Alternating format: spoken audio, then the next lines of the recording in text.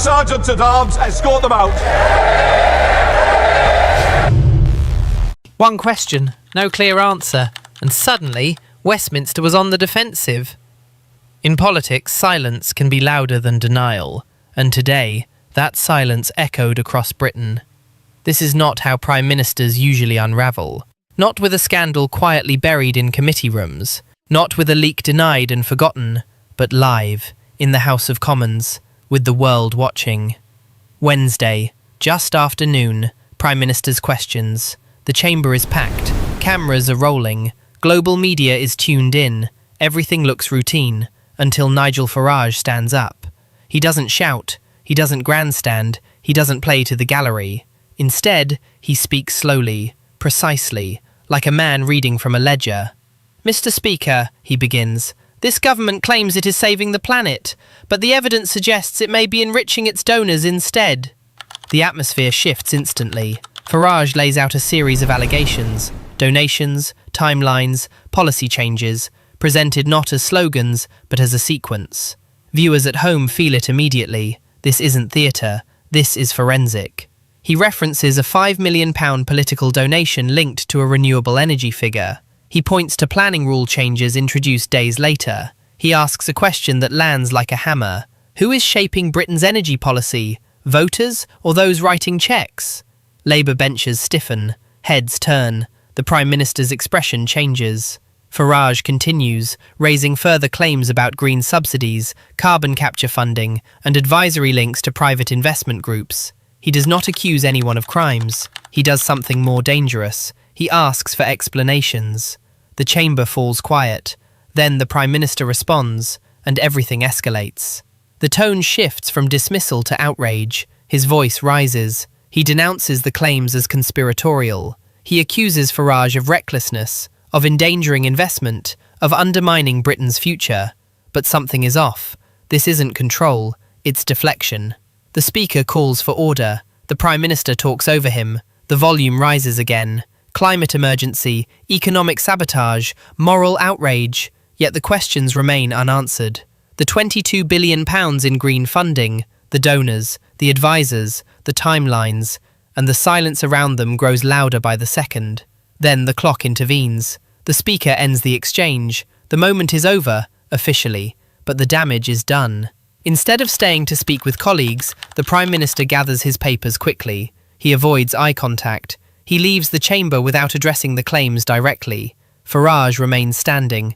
To the public watching, he says calmly, judge what you just saw for yourselves. Within minutes, clips flood social media. Within hours, headlines harden. And by nightfall, Britain is asking a single question. If there is nothing to hide, why did it look like that? What happened inside the Commons didn't stay there. It escaped.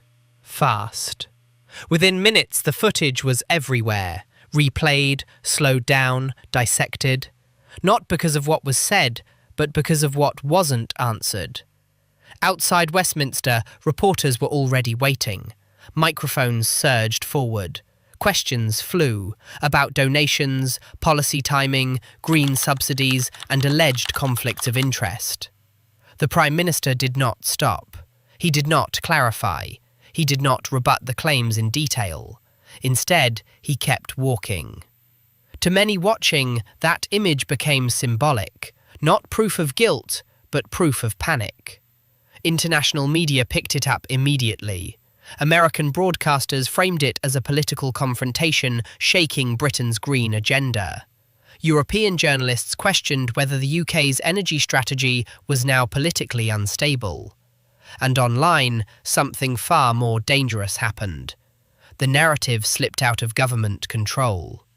Reform UK platforms surged with traffic. Their servers struggled to keep up as viewers searched for the full exchange, donation records, policy timelines. Whether supporters or critics, millions wanted to see the evidence for themselves. Nigel Farage appeared later that evening, calm, composed and methodical. He repeated one message. These are not accusations. These are questions, and unanswered questions erode trust. He explained his position carefully. emphasising that public policy must be transparent, especially when billions in taxpayer funding are involved.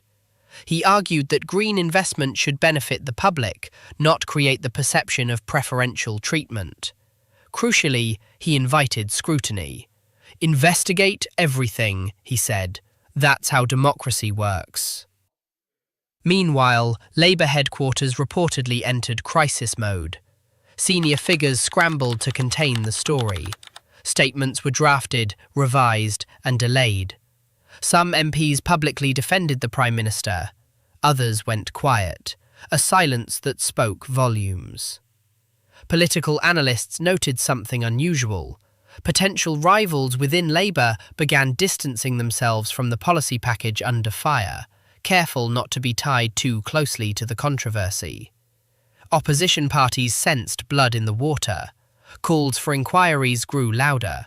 Not criminal accusations, but demands for transparency reviews, ethics assessments, and full disclosure of advisory relationships linked to energy policy. The government pushed back, calling the claims misleading, exaggerated, and politically motivated. But again, the problem wasn't proof, it was perception. Polling firms began tracking sentiment overnight. Early numbers showed a sharp drop in trust, not just in leadership, but in the green transition itself. For the first time, large numbers of voters said they believed environmental policy might be driven more by politics than public benefit. That shift mattered, because once people stopped trusting the motive, they stopped trusting the message. Newspapers across the spectrum framed the story differently, but none ignored it. Even traditionally sympathetic outlets described the moment as damaging optics and a communications disaster. Late-night hosts mocked the hurried exit. Commentators replayed the raised voices. Analysts asked the same question again and again. Why not simply explain? By the end of the day, the issue had evolved. It was no longer just about wind farms or green funding. It was about confidence. And confidence, once shaken, is brutally hard to restore. By the following morning, the damage was no longer theoretical. It was measurable. New polling data began to emerge, and the results unsettled Westminster. Trust in the government's handling of major policy decisions dipped sharply, not just among opposition voters, but among those who had backed Labour in the last election. This wasn't a collapse in support, it was something more dangerous: doubt. Political strategists know that anger can mobilise voters. Fear can be managed, but doubt? Doubt lingers. Doubt spreads quietly, and doubt corrodes loyalty from the inside. For Labour, the timing could not have been worse. With key by-elections approaching and local campaigns already underway, candidates suddenly found themselves facing hostile questions on doorsteps, not about local services, but about integrity, transparency, and influence. Questions they weren't prepared for. The Prime Minister attempted to reset the narrative. A carefully worded statement was released, reiterating commitments to ethical governance and denying any improper conduct. Supportive MPs took to broadcast media, insisting the controversy was being inflated for political gain. But something had changed. The public conversation had shifted from policy outcomes to political credibility. Reform UK capitalised immediately. Their messaging avoided sensationalism and instead leaned into repetition. Transparency, accountability, scrutiny. They framed themselves not as agitators, but as challengers, forcing open doors that had been kept closed. That framing resonated, especially with voters already cynical about Westminster. Even within Labour, tensions surfaced. Anonymous briefings appeared in the press. Backbenchers expressed frustration about being left exposed without clear answers. Senior figures reportedly urged the leadership to address the issue head-on rather than wait it out. Because waiting it out no longer works in a digital age. Every pause becomes a clip, every silence becomes a headline, and every unanswered question becomes a theory. Beyond party politics, the implications ran deeper. Public confidence in the green transition, already fragile due to rising costs, took a hit. Commentators warned that politicizing climate policy could undermine long-term public support, regardless of who was in power. That concern crossed party lines. Former civil servants, economists, and policy experts urged calm, but also clarity. They stressed that trust is the foundation of any major national transformation, and once damaged, rebuilding it requires openness, not spin. As the week closed, one reality became clear. This was no longer a single Commons clash. It was a defining moment. Not because it proved wrongdoing, but because it exposed how quickly authority can weaken when explanations fall short. British politics has entered a new phase, one where image, transparency, and perception move faster than statements and slower than facts.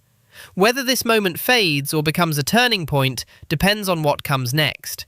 Answers or avoidance, clarity or control, trust or erosion, and the public is watching closely.